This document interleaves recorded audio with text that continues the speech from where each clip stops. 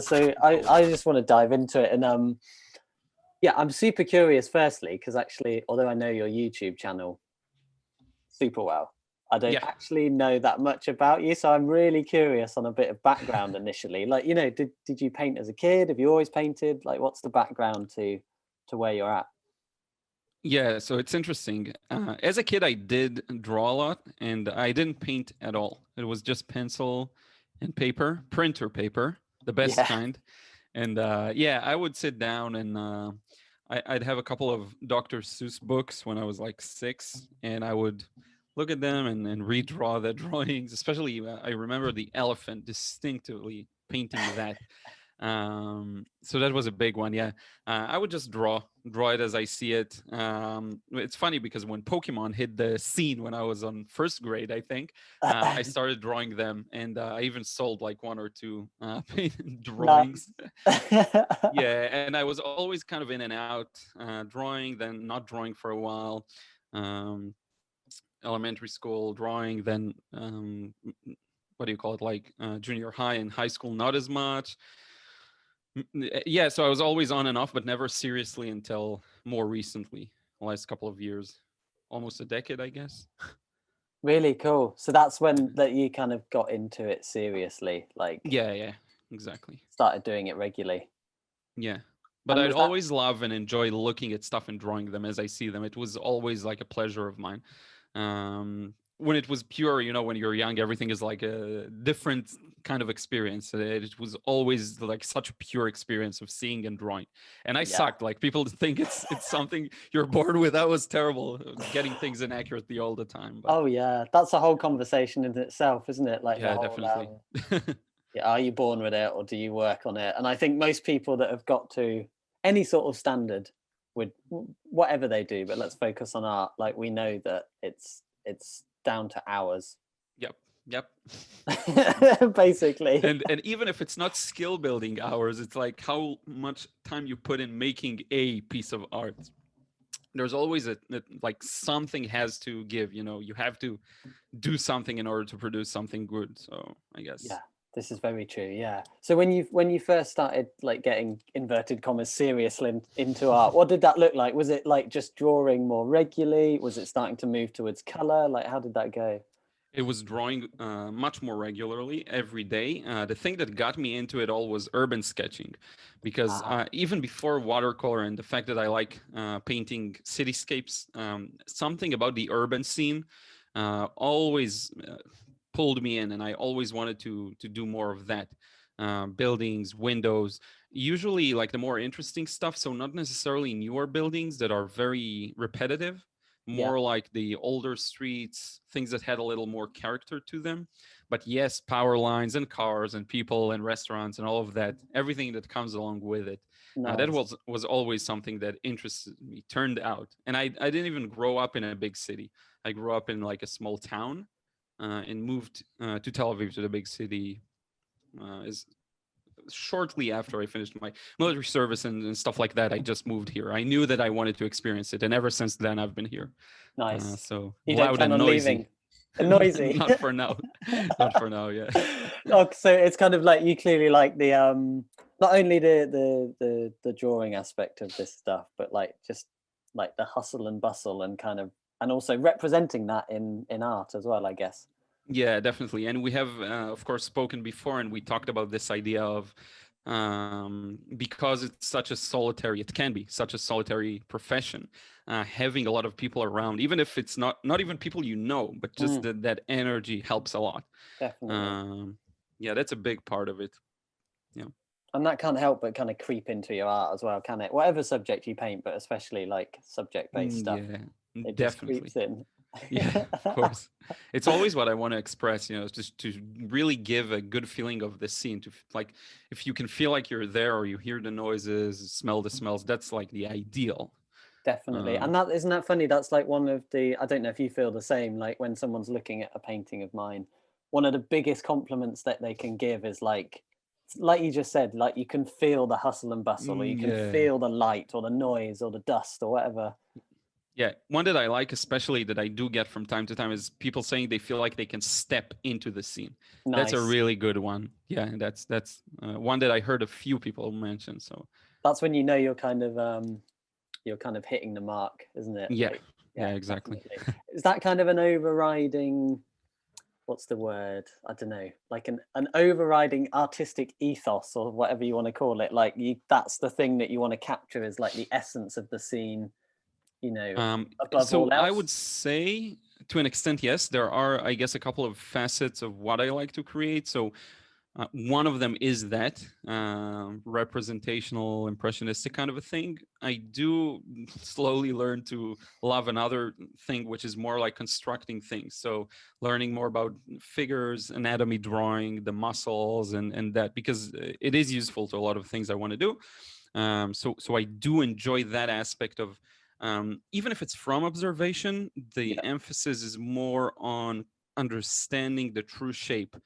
So representing things as simple cylinders or more complex cylinders, tapered cylinder, whatever it is, but it's rooted in understanding the shape rather than seeing something and conveying it. So it's two a bit of different ways of creation that I enjoy both. But Definitely. but I do need both. Like one isn't enough. I enjoy doing both, and if I do one too much, I have to do the other. So Yeah, I can totally relate to that because I like there's like a slightly geeky side of me that really loves getting stuck into a bit of anatomy and like you said, yeah. how things are structured and how things stick Mm, together. And then yeah, but like you by the sound of it, too much of that, and I need to get back and just like yeah. let loose with the paint a little bit and enjoy just creating something. And Yeah, that's exactly. something And I I will actually want to. add to that Yeah, something yeah. small. You said that about when something is unclear and it's really hard to understand, like a certain muscle, how it works, or a bone. It frustrates me in a way that makes me want to do it more and more and more and more, like Oh crack the man, code. Same with watercolor, you know. But anatomy is really, you have to think about it. You have to look at models, different angles. It's a nightmare on one hand, but on the other, it's the nightmare that keeps pulling you into trying more and more. So definitely. I think the it's thing with fun. anatomy is like you, when you go into it, there's a lot to think about, and the more you learn, you realize actually you don't even scratch the surface. Like Yep. there's so much to know. There's a huge amount, and I think you have to get into a slightly different mindset of stepping away from um, thinking about an end result and focus on the process of like So learning, true. don't you? So true. Yeah, and you'll never be able to take everything in at once. You have to kind of come to terms with the fact that you will be able to implement whatever it is you're able to at the moment, and repetition not only on the same muscle, but repetition of the whole process, starting anew, starting again to look at all the bones, all the muscles. You learn one thing, and then on the second time around, it helps you to better understand a different thing. Yeah, it's a very complex learning cycle that I think takes years, frankly. Years, maybe Definitely. a And decade or two. I don't know. yeah, absolutely. I think it comes back round to again like what we spoke about right at the start, which is you know, just time spent doing this stuff. And I'm when I'm teaching people, I often talk about how long it takes to like that when I'm teaching, they might see me do a particular thing, and then they expect to be able to do that straight away. Hmm. But it takes time to like assimilate this stuff. And like you said, the key word there, I think, is repetition. Like Yeah. repeating, and it gives you a deeper understanding of something, and then that allows you to then next time you do it you get an even deeper understanding, and it kind of builds like that, doesn't it? Yeah, exactly. And I think seeing other people do stuff is kind of an illusion, because we learn by Yeah, imitation. So you think to yourself, okay, I can do that too. And then when you yeah. try and do that, you are greatly humbled. Let's just say. Oh man, the amount of times I've been greatly humbled, absolutely. Yeah, it's great Yeah. though. I think it's an interesting topic, and I'd love your opinion on it, I guess. Is this idea of emulation, or Mhm. you know, when you watch a tutorial then effectively doing that same tutorial. I think there's a lot of merit in following along, and I think you can learn a lot, but I think there are and this is what I like about your channel, you often go quite a lot deeper. Like your tutorials on your YouTube channel, which we'll get to talking about more, is it's less like step by step, like here's how you Hmm. paint a parrot from start to finish. It's more like let's look at the principles that underlie that, because that's going to be the thing that makes you a better painter, not necessarily just following step-by-step stuff. Yeah, definitely. Yeah, I agree. It's a different take. I do think there is again merit to the step-by-step method in some cases, but Mm-hmm. for the most part, I really want people to understand why. And one thing that I talked about a lot is the big idea. That's kind of an overarching thing that really, sorry, that's my phone. That should really dictate. Put it on silent now. That should dictate everything in the painting. So. Uh, Everything converges to that. What do you want to express with it? And that will dictate the technique. So most of the questions people ask about, should I do this, should I do that, well, it's a question of what do you want to convey. And is what you're asking about, is it important to do it this way that you ask about, or maybe it's something you don't even have to worry about because you should be focusing on something else? So that's another interesting aspect of it. But, yeah, I always like to explain the rationale though. Yeah. Definitely. I think that's really important, because I think especially when you start out learning anything new, but again, let's stick with painting, where, and excuse the pun, people want things to be like black and white. They want to be Yeah. told, like, you do it like this, you don't do it like that. They maybe they at times struggle with the fact when people say, well, you could do it like this, this, and this. But as a beginner, you're instantly overwhelmed. But I think what you're talking about is important, because even as a beginner, if we focus on those foundational principles, which is basically what we're talking about, which is the whys and stuff, and less of the hows, because they're almost born out of the whys, then I think if you've got the whys, you can start to look at any subject as a painter, and you can start to maybe tackle any subject. Yeah. And you can, although initially it might feel more scary because you haven't got this black and white step by step, in the long run, you're probably gonna benefit better as a painter, aren't you? Yeah, exactly. And black and white, I think, is good for just learning the basics, techniques, and so on, because you don't need to think about anything else but actually doing it. So it's good for that. Shut off your mind, a few aspects of it at least, and focus on learning, the intuitive sense of water to paint ratio, different techniques, getting an even wash. You don't have to worry about the shapes or what shape, but rather about how to fill in the shape. That's Yeah, good there's a time and place for everything.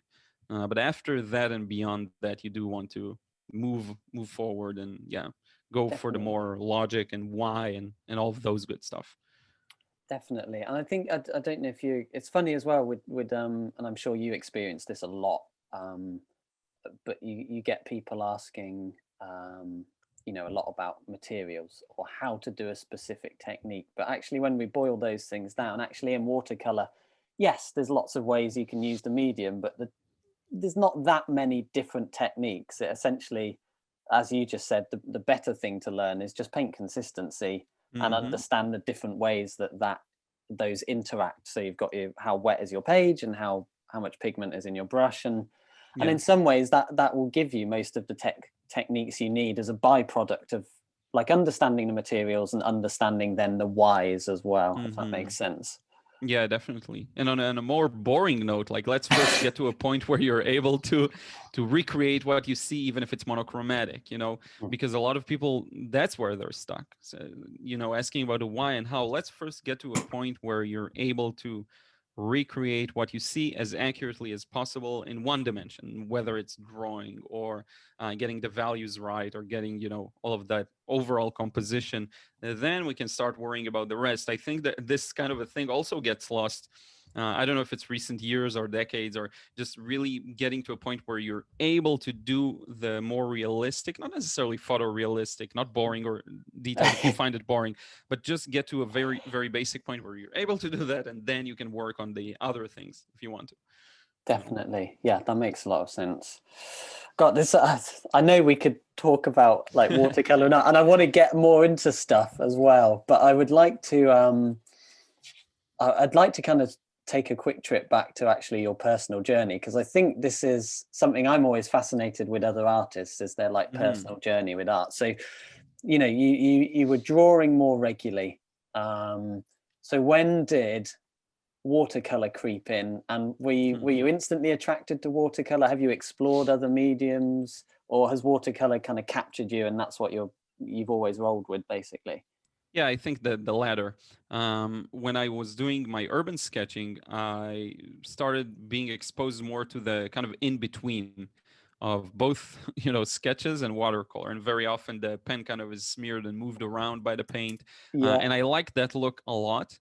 And I was looking at art by a lot of artists that do that kind of a thing, like Mark Taro Holmes, a bunch of others. I just there's no way I'm gonna be able to pull up their names now. There's tens of them, and I would look at this and I would really enjoy it. And then I started diving deeper on what into watercolor in terms of like actually searching Google, and I would find different watercolor artists. And then as soon as I started seeing the kind of newer impressionistic, semi-realistic works, that really the ones that are very atmospheric and have a strong emphasis on light and shadow, Mm, and the feeling of it, that really pulled me in. And I was like, wow, I can actually do this kind of a thing, not even urban sketching with a flair of watercolor, but just watercolor. yeah.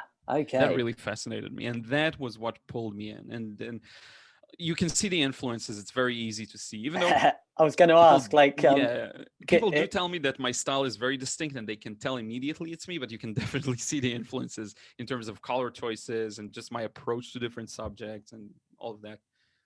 Yeah. definitely. Well, you see straight away that you are, as a painter, you're clearly drawn to the things you just mentioned, which is light and shadow.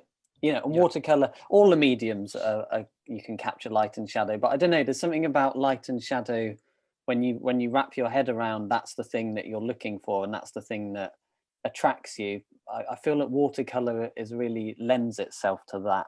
Yeah, yeah. And it works best, I find, for scenes that have clear light and shadow, which can be a downside because sometimes if you just want to paint something that's extremely overcast, all the colors are kind of local, nothing too, sticks out too much. Sometimes you can argue that's not like a good scene to paint generally. Doesn't Yeah, matter the medium, but very often there's this thing where with other mediums where you can rework and go light over dark, and it lends itself better to these more nuanced light and shadow conditions. I find personally that with watercolor I enjoy the most working on scenes that I can get that in 2 3 layers and that's it. Like I can really tell where the light and shadow is, with their definitely. nuances of course, but it's very clear, you It know. makes it's one of the things I often point out to students is that, again, if you're coming to painting fairly fresh or you've not been doing it long, I notice a lot of students get attracted to a subject because of literally the subject itself. Like they love Yeah, horses, so they want to paint a horse or whatever the subject. and they choose But the worst reference photo. yeah, Somehow they're able to pull it up from a random folder in their computer, the worst reference photo ever. and then they inevitably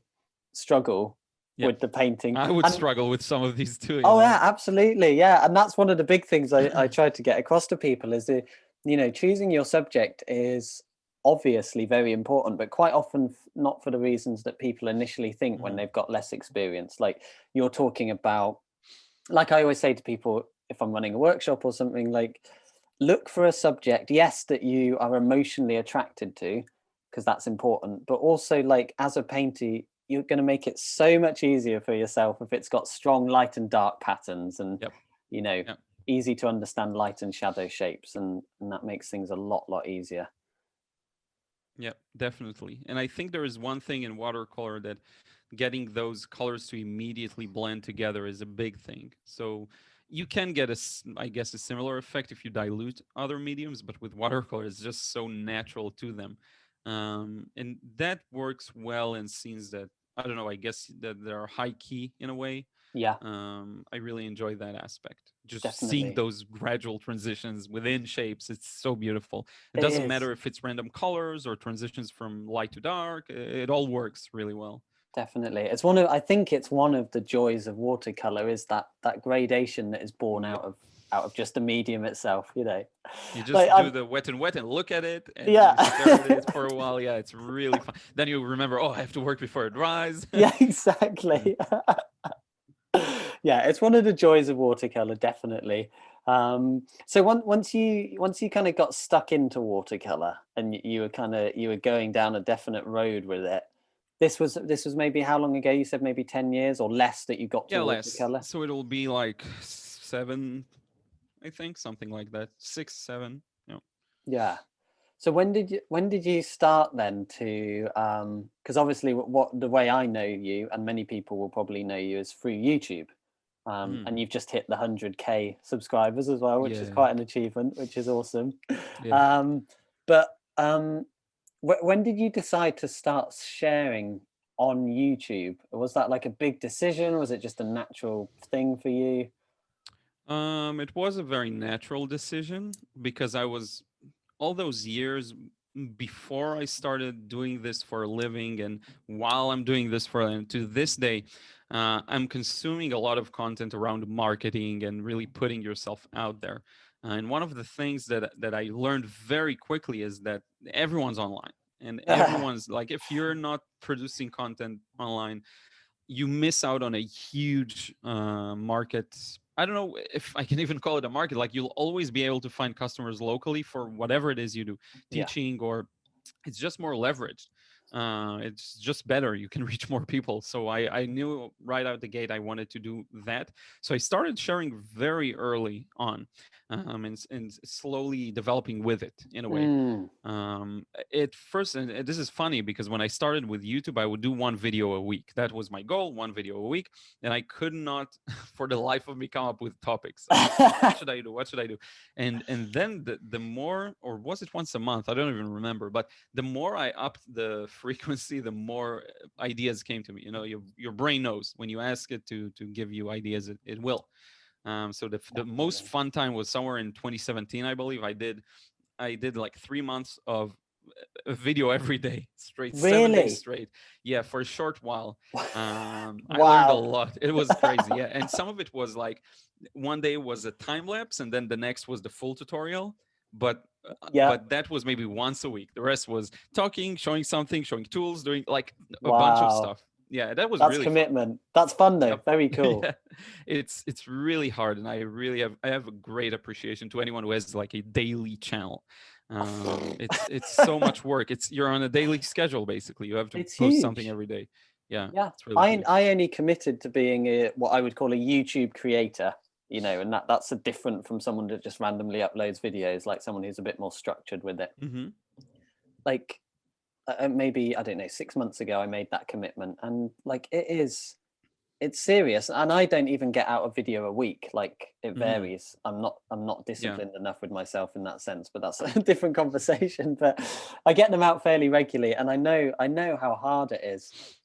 So did you when did you make a decision to do this full time, and did you go straight into YouTube to become like a full-time YouTube artist, or did you make a decision before YouTube or after YouTube? Um. So I don't. It's funny. I never looked at myself even as a YouTuber, Right. because that's so specific, and I do a bunch of stuff. That's just me kind of posting my work.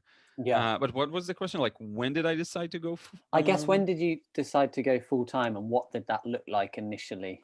Yeah. Okay. So very early on. Yeah, I decided as soon as I got back to drawing more consistently, I decided that's what I want to do. So I Awesome. did a lot of things simultaneously of working on my skills, sharing my work, um, teaching whatever I can, whatever I know, and sharing. It was always from the lens of sharing. Here's what I know. Yeah. Like, take it with a grain of salt. You can learn a lot from it by kind of going through the experience of someone who has a lot of it fresh in their mind, which was huge. I didn't even plan it that way, but a lot of people, that's the comments I used to get a lot. I still do from time to So time.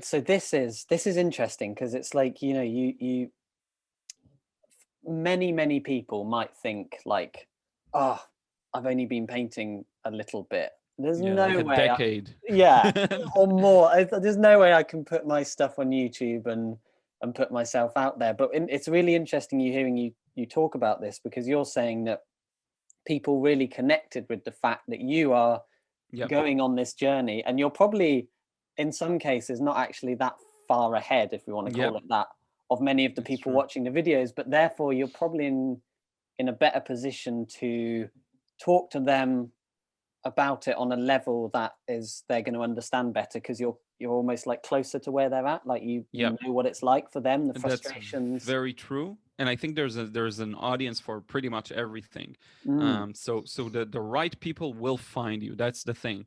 As long as like you're truthful and you say, okay, Yeah. I'm still learning, you can come along and learn with me, then yeah, I think it's great. And I think a lot of people, the people who tend to be too scared to share, are very often the ones who should. Mm. Whereas a lot of the people who are quick to share may have more work to do, which I'm not going to tell them not to, because I still think there's, like, if you enjoy it, there is a value in it. And the worst case is the market is going to tell you, I'm not interested, so I won't watch, but I'll never tell someone, oh, you're not good enough to share. I hate when people do that. Or the worst I heard was a friend of mine whose teacher told them, you're not ready to paint this painting. Wow. Yeah, How that's do you know? Like, try it out. Maybe do like a draft. Decide that it's going to be a draft painting, and tackle it again in the yeah. future. But to completely say you're not, like, that's just ridiculous, It's in my crazy, opinion. isn't it? Yeah. I totally disagree with that as well. Like, Yeah. before you're putting like the painting up on this weird, high up, Yeah. Exactly. unattainable level, like just paint it. It might go Yeah. awfully, but who cares? Yeah, and I love the idea of painting the same thing every few years and Yeah, seeing like where you're at. Not necessarily even improvement in skill, but style changes, yeah. stuff like that. It's really like, no one says you have to do a painting now and that's it. You'll never paint the scene ever again. And you do see a lot of the artists that are very popular, especially in watercolor. They paint kind of the same scene over and over the years, and you always find something new about it, and you always find a new nuance about it. That's I think the joy of painting. Doesn't Yeah, matter what you paint, doesn't matter like, nothing matters. What matters is the immersion in the process while you're doing it. definitely. I think that is probably one of the most important takeaway points for anyone learning painting, isn't it? And I don't know if you can relate to this. We like painting, we all have ups and downs. Like it's I said in the video that we collabed on recently, it's an emotional roller coaster. It just is. Yeah. But I think times when I feel like I'm getting a bit lost with my own painting, or I'm getting overly frustrated to the point of annoyance, or feel like I'm not getting anywhere, blah, blah, blah, all these things. The thing that I always come back to that sets me on the right track is fairly simple. And it's what you just said, which is just, come on, Tom, just remember to get back to enjoying the process. Enjoy the paint, enjoy what it does. It's beautiful by itself. You don't have to overfuss it. Just enjoy the painting and the process. I think that's so important, isn't it? Yeah, definitely. I agree. And I'm curious to hear, like, when you feel frustrated by something, is it because you had a certain vision in mind and you feel like you weren't able to create it? Or do you feel like, I know I can do better? What kind of a thing is that for you? I Because for me, think, that's kind of, I'm interested to hear. yeah, cool. Yeah, for me, it's probably both of those. It's probably usually, if I'm totally honest, off the back of spending too much time looking at other people's art. Yeah, And it's then just a distraction. it is, yeah. And then also I'm an awful one, and I have to keep myself in check. I'm a really bad one for comparison, and I know I shouldn't do it. And I try very hard not to, but I look at people's work that I think is really fantastic, and I would like to be in that sort of area with my own work. And then you kind of build up an expectation in your head of what you expect of yourself, and then you don't meet that expectation. And just to give an example, like 2 days ago, I had an expectation of a painting I wanted to create. I couldn't get what I wanted. I was incredibly frustrated, and I scrapped that one. Had a bit of a break. Came back in the afternoon and just like painted without that expectation and just enjoying the process. And sure enough, out of that came a painting that not only did I really love, but it also felt like it was my painting. It was my style. I wasn't trying to emulate anyone else. It just, all of these people's whose work I love is still in there. Yeah. And I've learned bits from it, but I'm not trying to emulate those people. And I don't have an expectation in mind. I'm just sitting down and I want to trap the light. And I want to enjoy the process. And sure enough, I did a painting that I really loved. And so that's usually where my frustration is born out of, probably too high an expectation and then putting too much pressure on myself to achieve that, and then annoyed when I don't.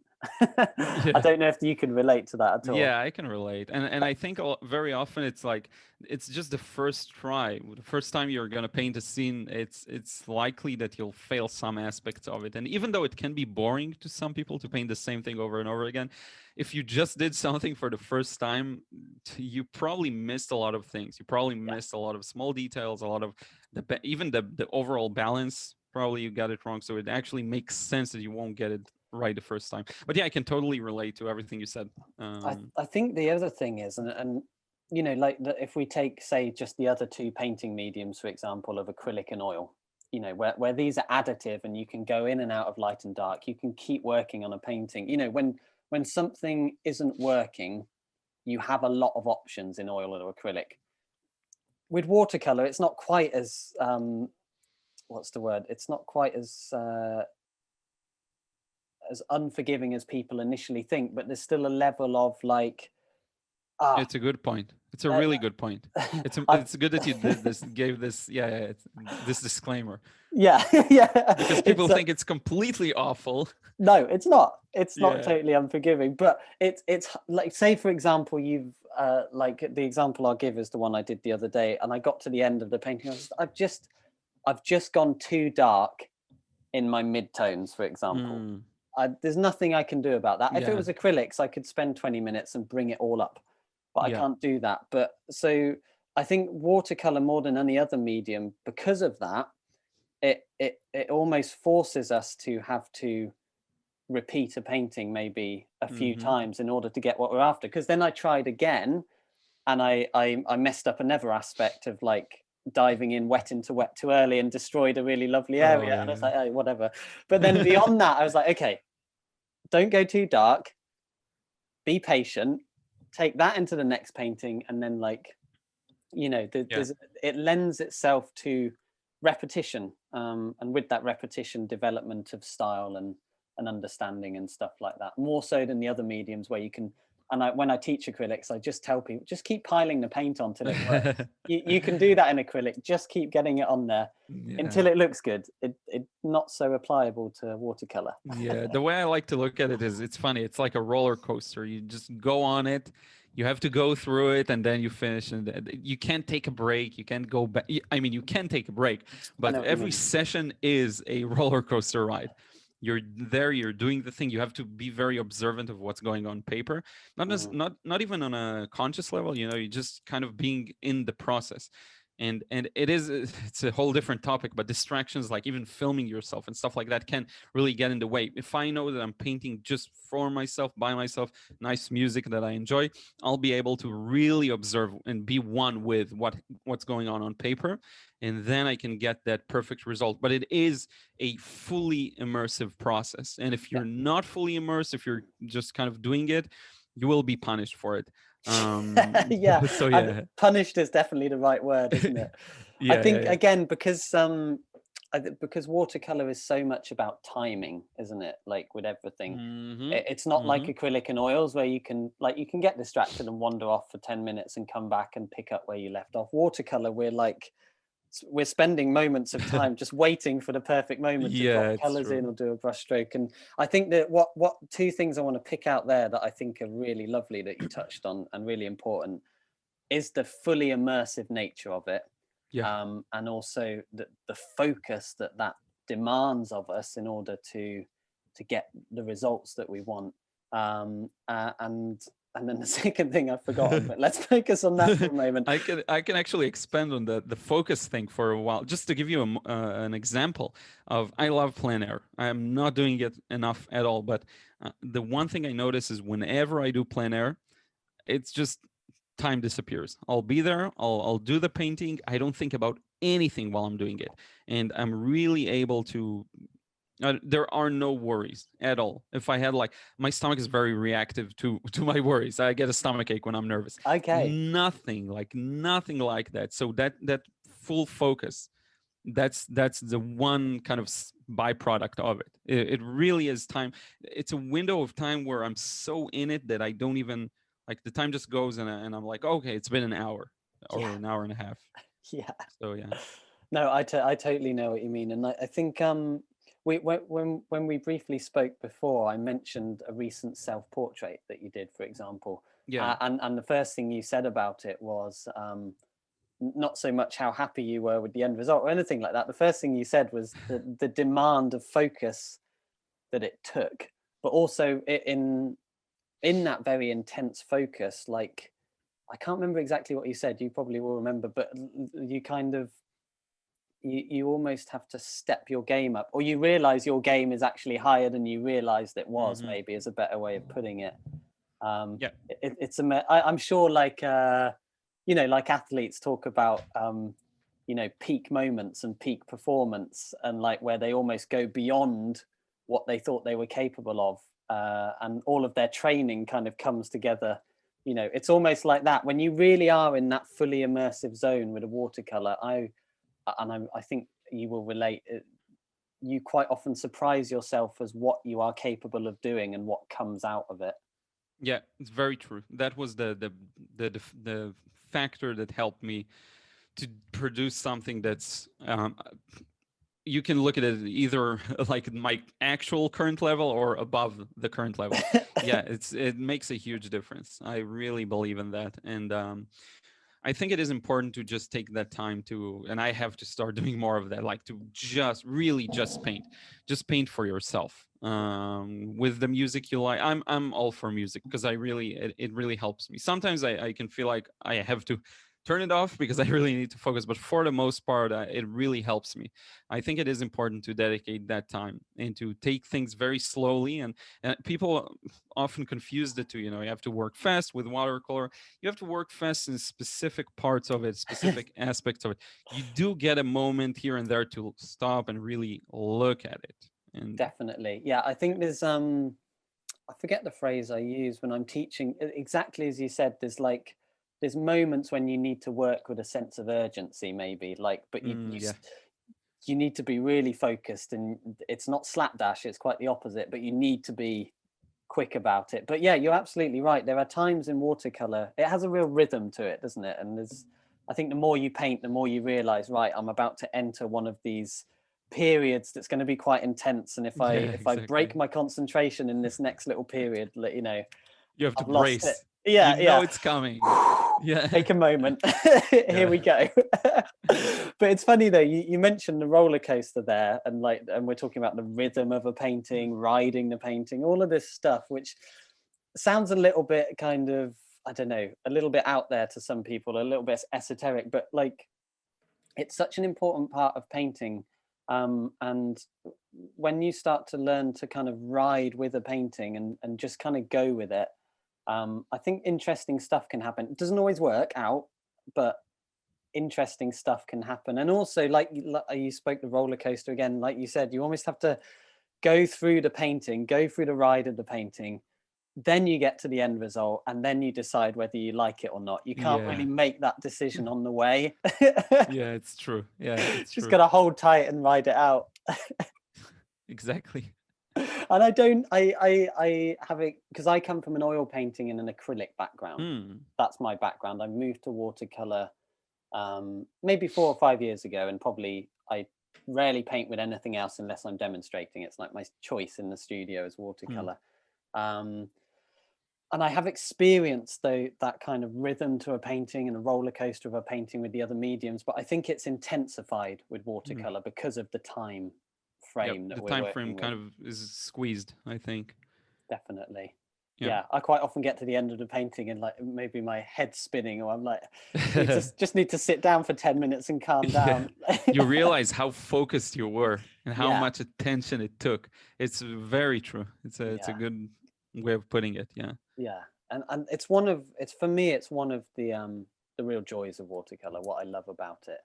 Um, it feels a little bit more wild on that sense as well. It's kind of like, Yeah. yeah, just got to And go it's with true it. that you can't really see it clearly until you finish, maybe even take a break, come back, visit it. Because again, with the other mediums, if the process is days or months even, then you're so close to the painting, and you take those breaks. You go to bed, you wake up the next day, you reassess. But with watercolor, if you painted something in an hour and a half, after an hour and a half and 3 more minutes, you won't still be able to see it cleanly. It was so condensed. You have to maybe take an, and it probably happens to you all the time. I don't know. I just hear it from so many people that you dislike something, and then the day after you look at it and wow, it's actually pretty good. And I Absolutely. wasn't able to see it as clearly, you know. I think that's really true. I think you may, there's many different reasons, I think, but I think when you're painting it, we tend to obsess over individual parts as well, or I personally maybe get too caught up in the bits that didn't turn out maybe quite as I would have liked or as I planned, and then you come back after a night or even a week or so, and the overall scene works. It doesn't matter, that detail is not as exactly, and that's intrusive. Yeah. And isn't that a hugely important point for people at any level of painting, is to remember that the whole picture is so more important than the individual parts within it, isn't it? That's a huge issue. That's a huge issue for people, and because you have to make that decision very early on to really have it's like the painting works on a fractal level, I guess. Yeah. When you look at it as a whole, then when you look at a part of it, then when you look at a part inside a part of it. But you have to first lay down something that clearly, very often with portraits, it's going to be the light and shadow on the face. You have to sometimes make that decision very early on and stick to it. Kind of like, I love to equate this, and I don't know if you can see that analogy, you probably will be able to gesture drawing, where you start a figure drawing with a gesture, and that dictates the overall motion, and then you lay on top of it the anatomical details or whatever detail you want, and it still follows that gesture all throughout it. Same thing with watercolor. You place the drawing, but you know where the light and shadow is going to be, and that has to register from afar. To me personally, I want it to register from afar. You have to immediately notice that, and the rest just works to serve that gesture, so to speak. It's almost like writing an outline to a story. If you have a story you want to write, the outline is the gesture, and the details have to follow that. And the reason you do an outline is because it will help you to put in the details and make sure you get to an end result that you planned. Definitely. That's a great way. Yes, you do need some flexibility, but overall, yeah. I think that's such a great point. It's like, because people fall into the trap of being detail driven at the expense of exactly as you said, driven. And do you, how much preparation, say you're going to a more finished piece, for example, or you want to create a painting that's just for you and you're painting it for that reason, do you do much planning or studying? Do you do not-hand sketches, work out light and shadow, or are these things that you're just in your head as you move into the painting? That's actually a great way of framing the question, because very often, again, for the quicker ones, I won't do it. But for the ones that I am planning on putting more time and effort into, whether it's like a commission or even a painting for friends, like I did for a couple that got married, a couple of friends. I made a painting for them. I knew it's going to be an impactful one, and it was important for me. Yes, I will do a couple of more studies. A big part of studies for me is to actually just take the photo and look at it in black and white, and look at it posterized, look at it simplified in Photoshop. That helps me to see the overall, the gesture aspect of it. Like, what can I show? Like in the very first stage, when I decide, even just mentally, where the shadow and light are going to be, and how it's going to be a clear impression, or not even light and shadow, but rather foreground, background, some kind of a clarity to it. I will do that very often. What I love to do, and I think you'll find this kind of fun, I don't know if you do the same thing, but for larger scenes, what I like to do is to do a sketch of just a small piece of it. Like, I'll choose, if it's like I did a lot of castles at the time, so I'll just choose a tower and I'll sketch that and then add light and shadow. And I feel like if I just do a couple of these really small snippets, if this is the entire scene, I'll do just a small part, not even like a half of it, just a really small part of it, like a 12th of it, and just capture a specific detail. And I'll do that for a few key parts, and then I'm like, okay, I'm ready to go. And it's so funny. That's really cool. Me telling myself that's the thing I care about in the painting, and the rest I can kind of trust myself. That's really cool. I've never done that, but I like it. But what I can liken it to myself, and again, this is something I encourage my students to do, is to take time to think about, and it sounds like such an obvious question, but think about, what is it that attracted you to this subject? Don't just, because if you don't have that, then you're going to struggle to work out what your gesture is, or what your outline story is, what your game plan is, whatever you want to call it. If you don't know why you're drawn to the painting, you're going to get sidetracked and sidelined by all of this endless possibilities of what you could do, instead of like being a bit more focused on what you want to do as an individual. And I think that really keeps you on track. You can say, right, I'm getting caught up in too much detail over here. Is that helping my game plan, or is it a side product that I shouldn't be getting fussed up with? It's a real balance, because like you said, even if you have an outline story or a gesture, I really love that expression, a way of putting it, but yes, you there's like room to be creative, and there's room to take diversions and maybe go in a different route, but there's quite the line between like happy little diversions and going off on a slightly different route, versus getting completely caught up and bogged down over here and forgetting there was even an initial road to start with, if that makes sense. Exactly. It all should serve that purpose, whatever that is. And sometimes I will have that diversion or complete change of gesture, and I'll decide on it because it works, and I'll be full in on it, and that's fine. And then I'll look at it at the end. I'll say, okay, that it worked out great, or it ruined it, and I should go back to the original plan and retry it. That's fine. And if you do make that commitment, make it. Like, go change the direction. Don't go, okay, maybe I should have stayed that way. It's fine. Do another one later. Absolutely. That's such a good point, because what you're talking about here, the two things I really like about that are, one, you've made it a conscious decision. Like at one, you haven't got accidentally distracted or sidetracked. You've at one point said, you know what, I'm going to go in a different direction, and I'm going to go in that different direction. I'm not going to kind of sit between the two and not really know what I'm doing. And so what I'm getting here is the benefits of having a clear vision of what it is you're trying to achieve, but not down to the nth degree. You've not written out every part of the plot, and you've left things open to change. And I think this stuff is so important for people to hear as well. But I don't know if you can agree with this, especially with the amount of people that probably ask you questions and stuff. This is a slightly harder aspect of painting to talk about, isn't it? Or kind of teach, because it's not, so it's either this way or it's that way. It's more down to the individual. And a lot of this comes with confidence. Like, the more we paint, the more we get used to having to make decisions, and the more we get used to committing to those decisions. Whereas when people first start out, they don't have enough experience to have confidence in their own decisions. And so much of painting is decision making as well, isn't it?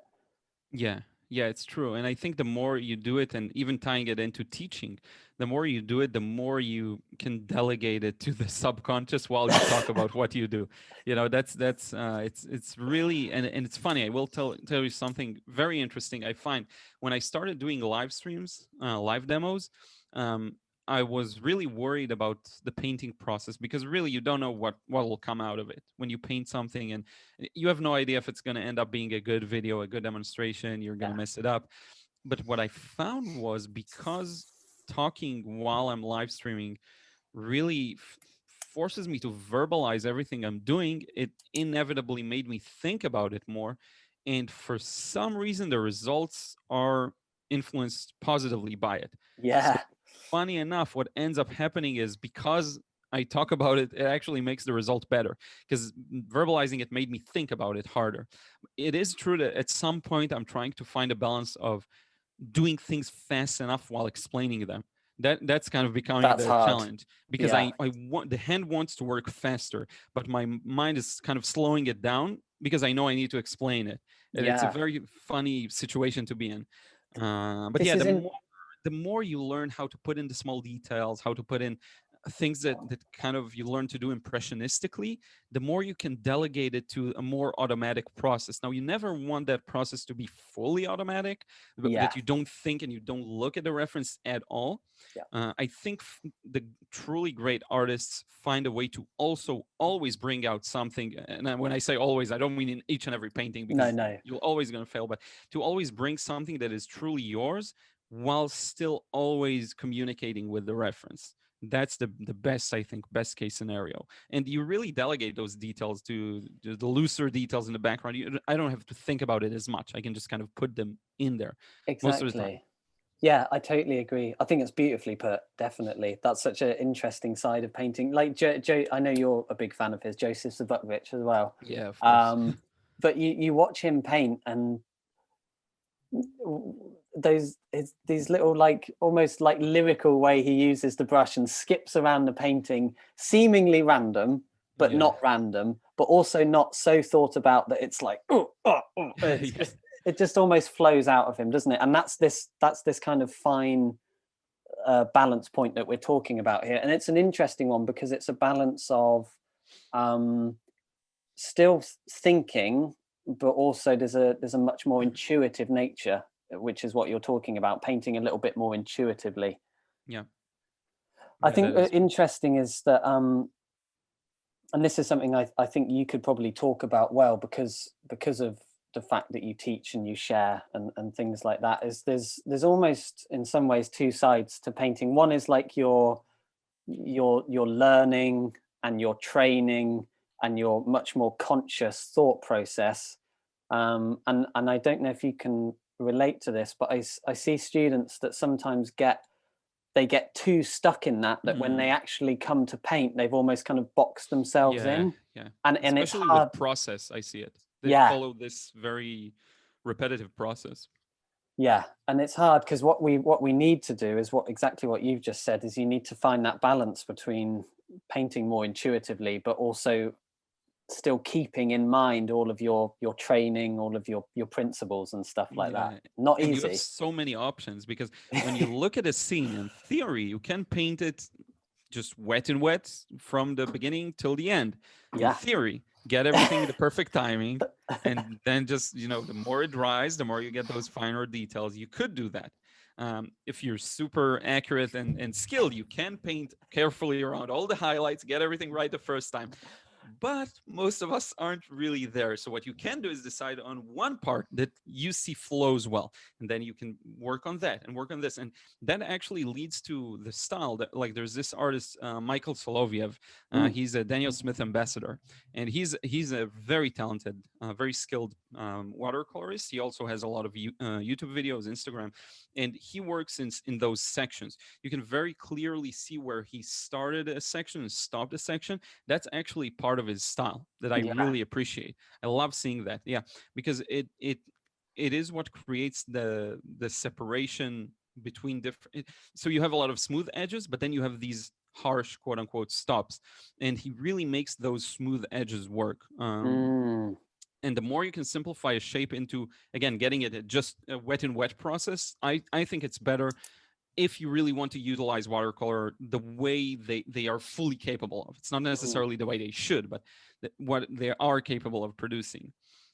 So yeah, that's very interesting to see. But he's an interesting artist to mention, because like those things that you're talking about almost become, well, they are a purposeful design element of his painting, but they've almost born out of the process, but he's made the process his own in doing so. The process influences the end result and makes it more his. And I find a lot of small things like that can really define a style, which is why I think people shouldn't be too caught up in, what's my style, because a lot of it is just the process. I see a lot of people that the style is dictated by even how dark you like your shadows, how dark you like the value scheme of your painting. If you put it on Photoshop and you hit the Command L and you get the levels, like that little marking, or that little graph, that's actually indicative of a lot of people will have a very similar graph, I think, to all their paintings, because they do a lot of, like, their darkest darks aren't as dark, like Skip Lawrence's older work. I don't know if you're familiar with that artist. He has a really good book. So he goes with like a light and a mid value for dark, and within that mid value he achieves a lot of the depth with colors and temperature, not with values. And it registers in an interesting way, Skip Lawrence. So yeah, that's one aspect of what leads to a style. It could be the process, it could be the subjects you choose. Could be many things. It's really interesting because it's firstly, people asking about having their own style is probably one of the biggest questions I get up there, along with like what size brush are you using, etc. Like, yeah, you've about style, and you've very succinctly said that actually not to worry too much about it, that actually your style is simply born out of the process. But there is another element to style, and I think this maybe occurs when you're a little bit further down the line and maybe you have a little bit more control over what you're doing. And so, for example, I know that my paintings, I always aim for a high contrast. I aim to make my darks as deep as I possibly can and leave lots of lights so that I get a strong contrast.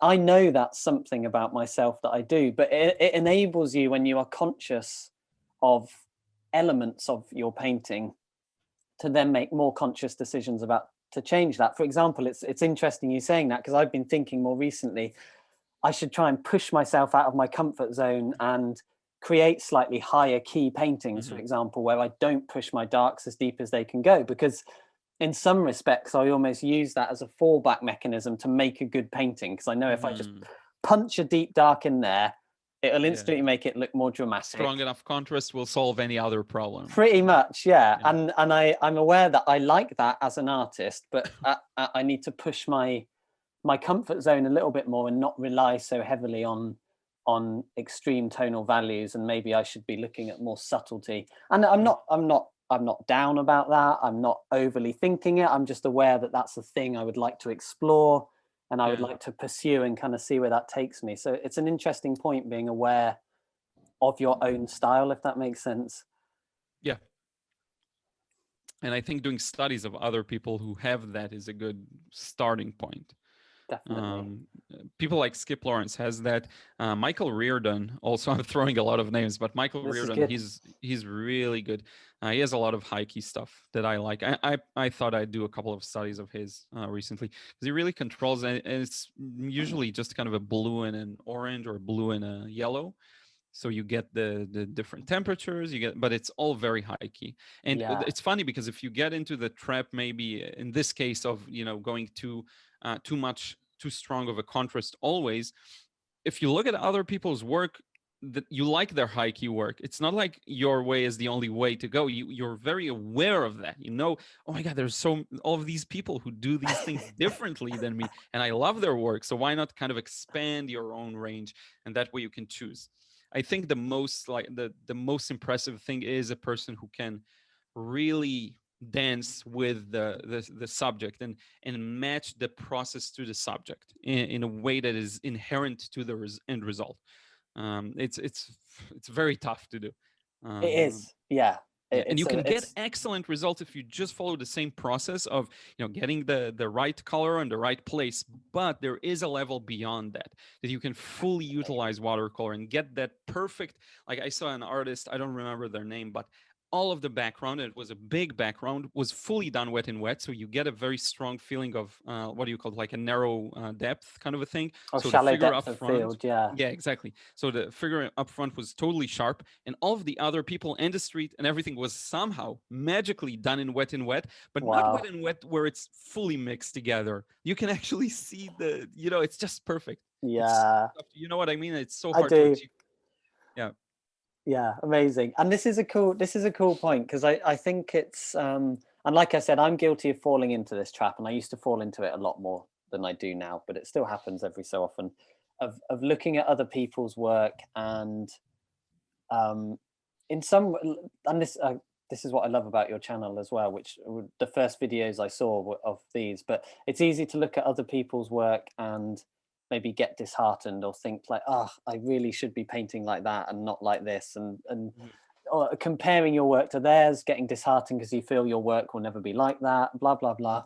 But what I loved about your channel when I first came across it, the first videos I saw, were when you take other artists' work who you like and you analyze it, but you analyze it in a way that is so positive but also so useful, because you're not saying like, oh, I wish I could do that. You're saying like, look what he did here, I'm going to try and do a bit more of that in my work, or look how he works in a slightly higher key, I'm going to try and bring that into my own work. And it's such a healthier way to look at other people's work, and you can't help but that infiltrate into your mind and eventually come out in the brush, even if it takes some time. And I like what you said earlier, and that connects perfectly to that you always have to remind yourself it's all about the process, the immersion, because you consumed, you watched a couple of paintings of other people, not even videos or tutorials, just paintings.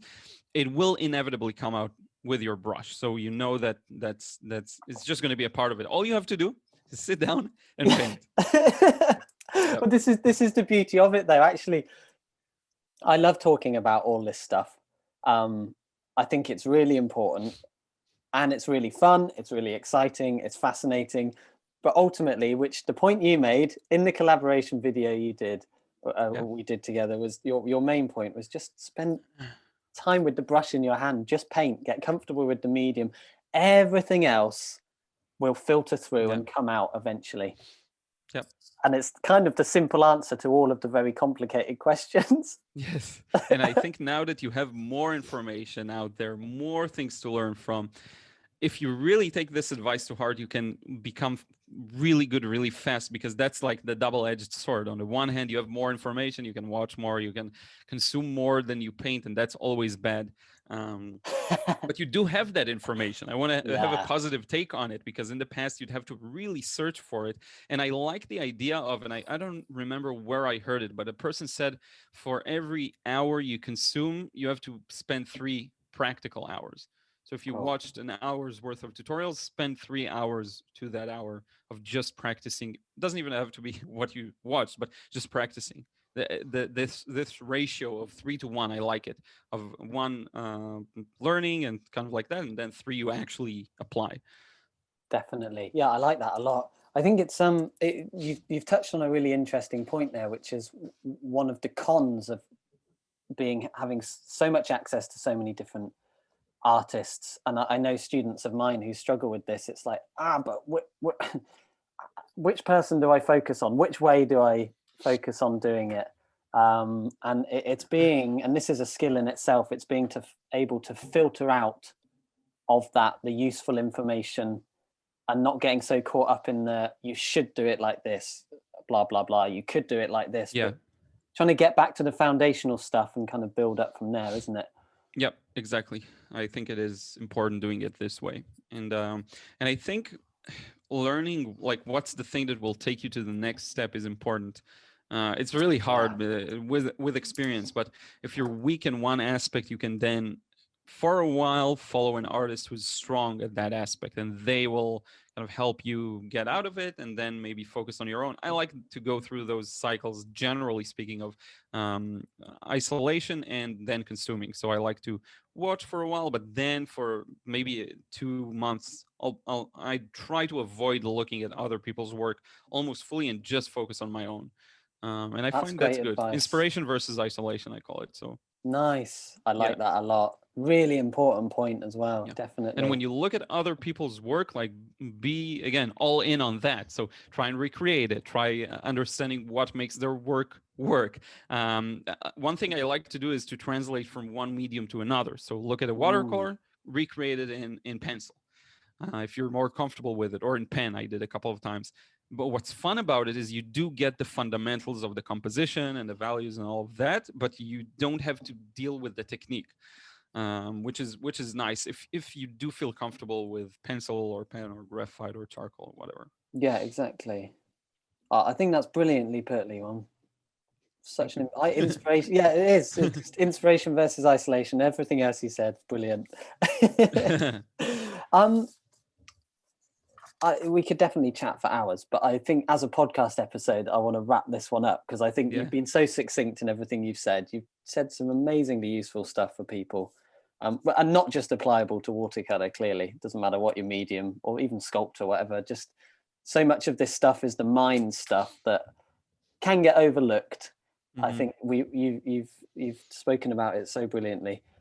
What I will do is first ask where we can find you, and I'll put links in the show notes. And then I didn't give you any warning, but I'm sure you'll be fine. I always ask people for like a final thought, like a last last hit of inspiration, but I'm sure you're full of it. But yeah, where can we find you first?